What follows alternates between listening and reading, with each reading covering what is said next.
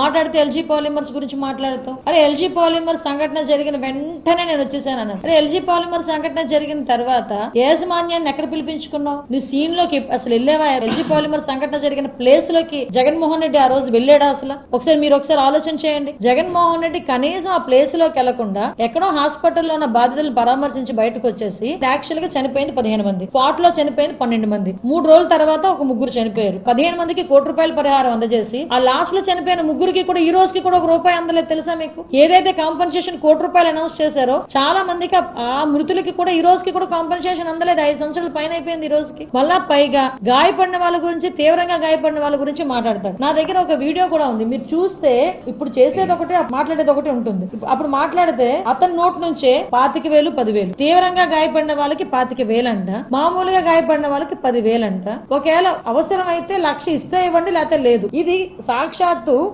చనిపోతే 12 మందికి సంబంధించి ₹1 ఇవ్వడమే కాకుండా ఏకంగా 19,893 మంది ₹10,000 వెంటనే ఇవ్వమని చెప్పి కూడా చెప్పడం జరిగింది.